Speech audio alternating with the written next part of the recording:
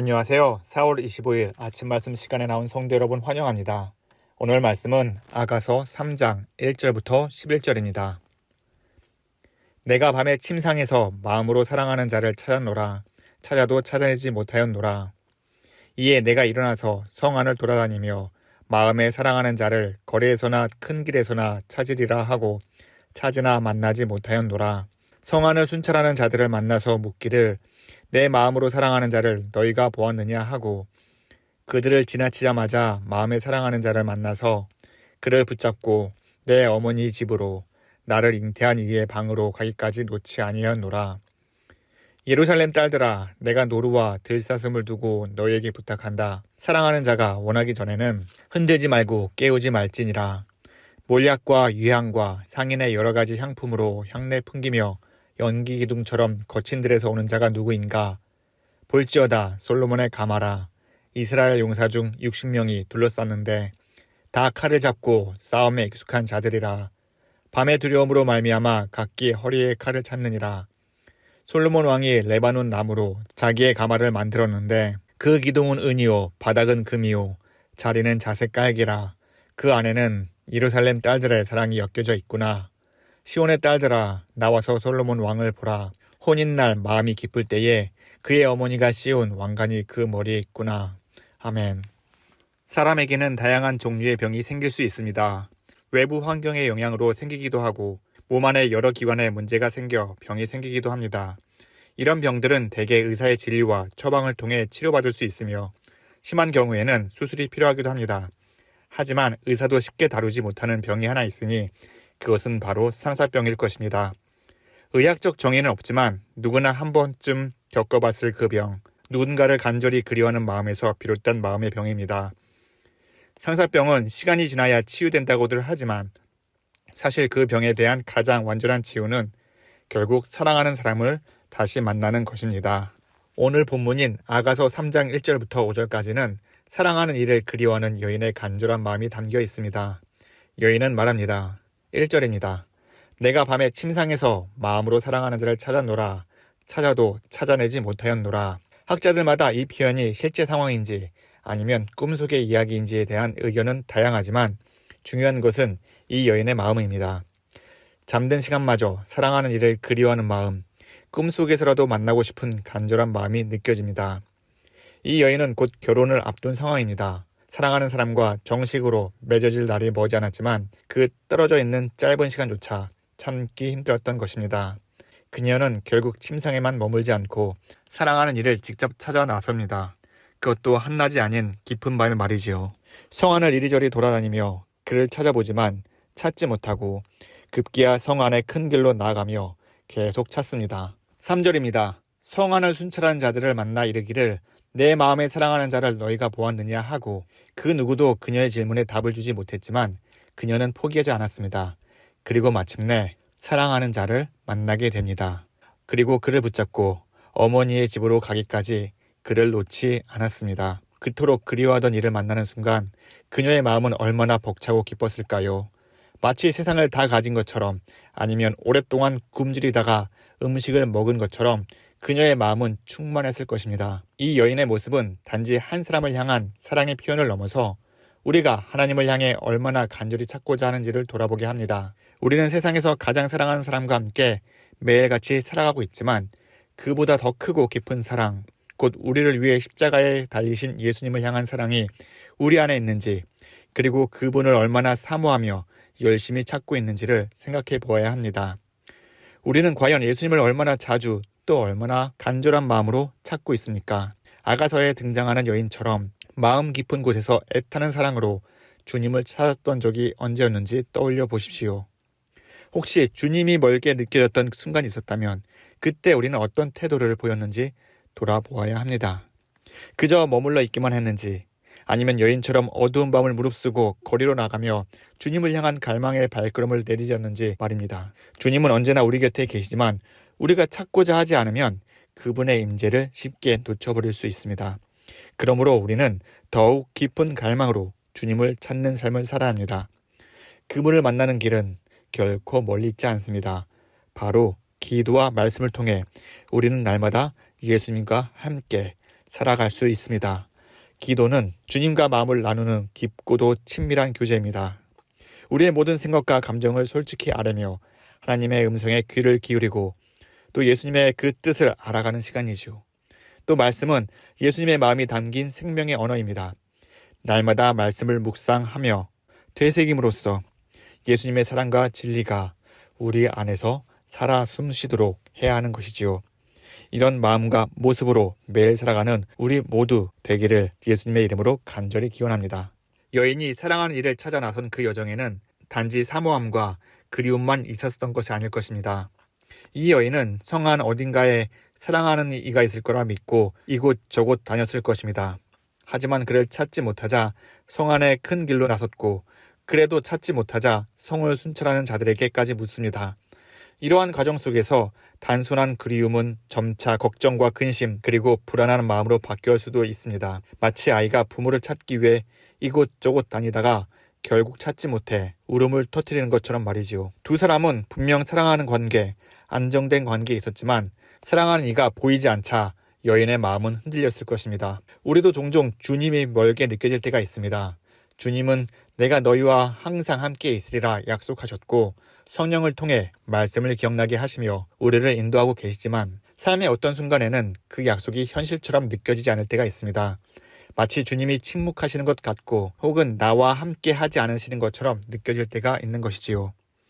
그러나 디모데 1장 7절을 보면 하나님이 우리에게 주신 것은 두려운 마음이 아니요 오직 능력과 사랑과 절제 않은 마음이라고 합니다. 불안과 두려움은 하나님께서 주신 것이 아닙니다. 그것은 우리가 주님과 멀어지도록 유혹하는 사탄의 전략일 수 있습니다. 보이지 않는 예수님 대신 눈에 보이고 손에 잡히는 세상의 것들을 더 사랑하게 만들려는 속임수이기도 하지요. 하지만 바로 이럴 때일수록 우리는 여인처럼 더욱 간절히 주님을 찾아야 합니다. 우리 예수님은 우리가 진심으로 찾을 때에 너희가 전심으로 나를 찾으면 나를 만나리라 라는 말씀처럼 우리를 결코 외면하지 않으시는 분이기 때문이지요. 여인이 끝내 사랑하는 이를 만나고는 다시는 놓지 않으리라는 마음으로 그를 어머니의 집으로 데려갈 때까지 단단히 붙들었습니다. 이처럼 우리도 주님을 간절히 찾을 때에 예수님을 만나게 될 것이고 그 만남 속에서 그동안의 불안과 두려움은 사라지게 될 것입니다. 그리고 우리는 예수님의 손을 단단히 꼭 붙잡고 하나님 나라를 향해 함께 걸어가게 되리라 믿습니다. 지금도 우리 예수님은 우리를 먼저 사랑하시고 변함없이 우리를 기다리고 계십니다. 그러니 사랑하는 성도 여러분, 우리가 주님께로 나아가며 다시 그분의 사랑을 깊이 경험하면서 그 사랑의 기쁨을 온전히 회복하는 우리 서문의 모든 성도가 되시기를 진심으로 기원합니다. 자, 아가서 3장 6절부터는 장면이 전환되어 여인이 멀리서 한 행차를 바라보는 모습으로 시작됩니다. 6절입니다. 몰약과 유향과 상인의 여러 가지 향품으로 향기를 풍기며 연기 기둥과 같이 거친 들에서 올라오는 자가 누구인가? 그것은 단순한 마차가 아닙니다.